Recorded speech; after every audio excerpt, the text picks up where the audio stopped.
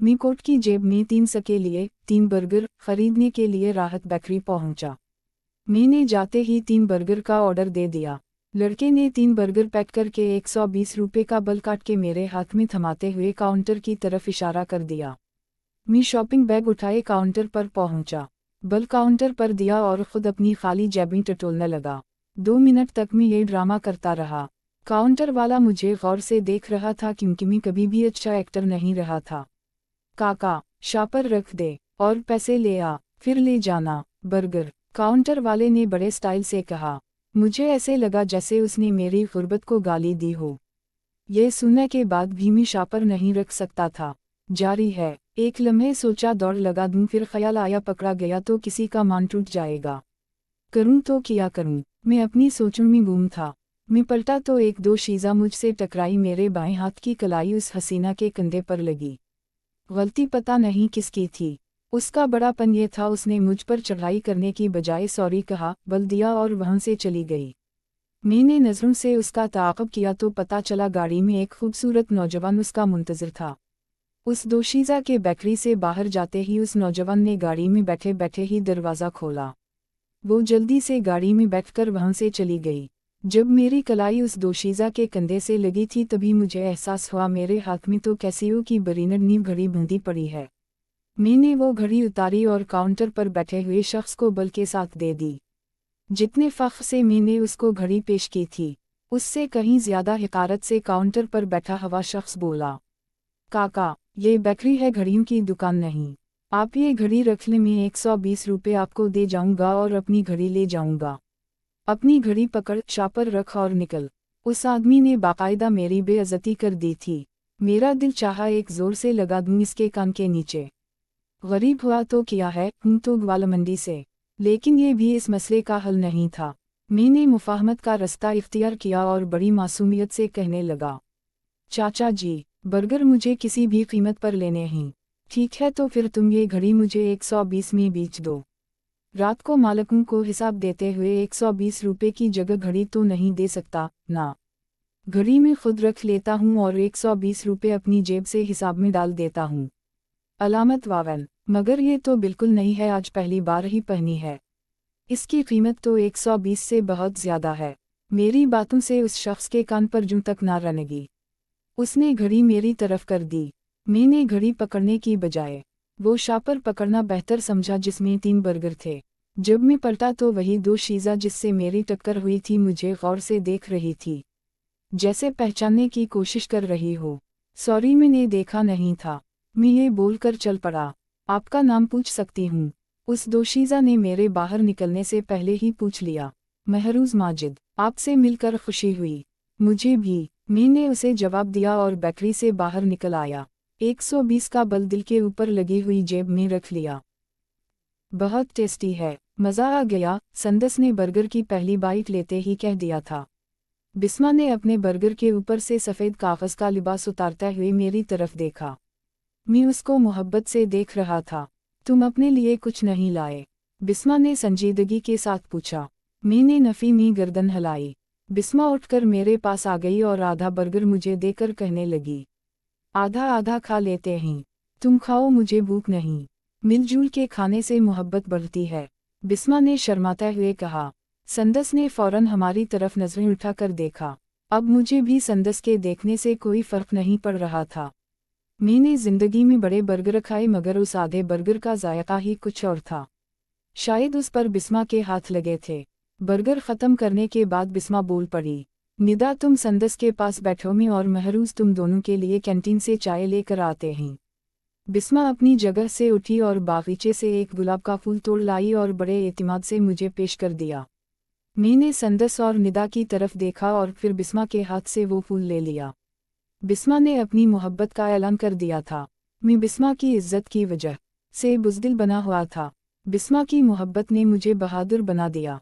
बिस्मा ने अपनी नाजुक हथेली मेरी तरफ बढ़ा दी। मैंने गुलाब का फूल दाएं हाथ से बाएं हाथ में मुंतकिल किया। अपना हाथ उसकी हथेली पर रख दिया। बिस्मा की हथेली गुलाब की पत्तियों ही की तरह नरम थी। मैं आज भी अपने हाथ पर बिस्मा का लमस महसूस करता हूँ। मैं अपनी जगह से उठ गया और बिस्मा के साथ साथ चल पड़ा। चाय तो एक बहाना थी। हम दोनों संदस और निदा के सामने कुछ फासले पर बैठकर बातों में मशगूल हो गए। महरूज, ताया जी ने अजमल के लिए मेरा रिश्ता मांगा है। अम्मी ने ये कह के बात टाल दी है कि अभी मैं पढ़ रही हूँ। तुम भी तो कुछ करो। अम्मी और नानी को रिश्ते के लिए भेज देता हूँ। मैंने फिर से जवाब दिया, कुछ काम करो। अजमल का शटरिंग का कारोबार है, अच्छे खासे पैसे कमाता है। मेरा आखिरी सेमेस्टर चल रहा है, पढ़ाई छोड़कर काम कैसे करूं? मेरी गर्दन पर एक जोरदार थप्पड़ पड़ा। एक लम्हे के लिए तो मेरे तोते ही उड़ गए। पलट कर देखता हूं तो खालू खड़े थे। खालू रशीद ने तलवार से ज्यादा तेज नजरों से बिस्मा की तरफ देखा।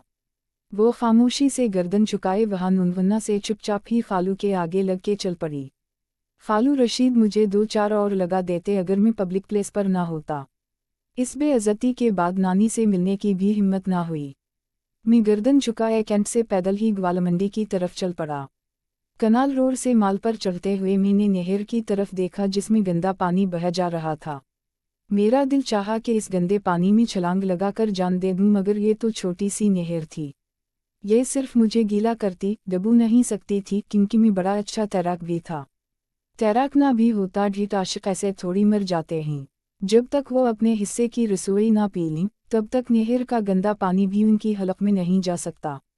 एक माहिर तैराक होने के बावजूद भी मैं तकाती नहर को पार नहीं कर सका। जहाँ मोहब्बत से ज्यादा इंसानों के लिए दौलत अहम होती है, वो 3 सकेमी ने उसी गंदे पानी में फेंक दिए थे। दुखी दिल के साथ हॉस्पिटल से घर पहुंचा तो अब्बू जी की कड़कती आवाज़ ने मेरा इस्तकबाल किया था। वो घड़ी कहाँ है? कौन सी घड़ी? जो आरफा ने तुम्हें तोहफे में दी थी। मैंने अपने अब्बू जी को भी कभी इतने गुस्से में नहीं देखा था। मुझे कुछ समझ नहीं आ रहा था कि अब्बू को कैसे ये पता चला कि मैंने वो घड़ी 120 रुपये में बेच दी है। मैं जहन पर जोर देकर सोच रहा था, बेकरी में अब्बू का कौन सा वाकिफ था जिसने मेरे आने से पहले ही ये खबर अब्बू को सुन दी है। बेटा बता दो, अम्मी ने शफकत से पूछा। नानी की दवाई। मैं कोई बहाना तलाश कर रहा था। किया हवा मुंजी को, वो ठीक तो है ना? अम्मी तो फौरन नरम पड़ गईं। अब्बू भी कुछ हद तक ठंडे हो गए थे। नानी बिल्कुल ठीक हैं, आप फिक्र ना करें। मैंने अम्मी का हाथ थामते हुए उन्हें तसल्ली दी। अलो के पट्टे, उस घड़ी की वजह से तनवीर ने आरफा से शादी करने से इनकार कर दिया है। अब्बू जी में समझा नहीं। अलामत वावन, सुन रही हो? महरूज की मां, ये समझा नहीं कैसा भोला बना बैठा है।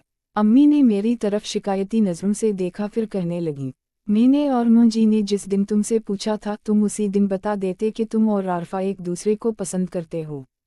कोई लड़की कितनी ही अच्छी क्यों ना हो, आरफा से अच्छी तो नहीं हो सकती ना। अम्मी जी, आप गलत समझ रही हैं। मेरे और आरफा के दरमियान ऐसा वैसा कुछ नहीं है। अलामत वावन, ऐसा वैसा कुछ नहीं है तो फिर सालों से उससे तोहफे क्यों ले रहे हो? उसने तो बताया है कि जो कपड़े आज तुम पहन कर गए हो वो सारे उसी ने तुम्हें गिफ्ट किए हैं। ये पैंट शर्ट बेल्ट कोट सिर्फ बूट तुमने मेरे पैसों से खरीदे हैं। मैंने खुद के सरापे पर वाजिबी सी नज़र दौड़ाई। बात तो अब्बू जी की ठीक ही थी। महरूज की मुँह से खाना दो। अब्बू जी ये बोलकर अपने कमरे में चले गए। भूख किस काफिर को थी? मुझे कुछ समझ नहीं आ रहा था कि आखिर माजरा किया है। मैंने अम्मी से दरख्वास्त की, अम्मी मुझे सारी बात बताएं। पहले तुम मुझे सारी बात बताओ। अम्मी ने उल्टा मुझसे पूछ लिया। मैं क्या बताऊं? मैंने खुले मुंह के साथ पूछा। महरूज, मुझे तुमसे ये उम्मीद ना थी। अम्मी ने शिकायती अंदाज में ये कहा और बावर्ची खाने में चली गईं। थोड़ी देर बाद मेरे सामने मूंग की दाल और 2 रोटियां पड़ी हुई थीं। खाना खा के बर्तन बावर्ची खाने में रख देना, अम्मी ने अपने कमरे में जाते हुए कहा। आधा बर्गर खाने के बाद मैं पागल था जो मूंग की दाल खाता। मैंने उसी तरह बर्तन उठाए और बावर्ची खाने में जाके रख दिए। सारी रात मुझे बिस्मा का चेहरा दिखाई देता रहा। बिस्मा का बाप समझकर मैंने खालू रशीद को भी मुआफ कर दिया था। अगर वो बिस्मा का बाप ना होता तो उसकी ऐसी की तैसी कि वो मुझे थप्पड़ मार देता। अम्मी अब्बू की नाराज़ी, उनके गुस्से से मुझे कोई फ़र्क नहीं पड़ रहा था। ताया की बड़ी बेटी कुलसूम की जब भी अपने ससुराल वालों से अनबन होती तो तनवीर और आरफा का रिश्ता टूट जाता था। कुलसूम की सुलह के साथ ही ऑटोमेटिक ही आरफा और तनवीर का रिश्ता फिर से हो जाता।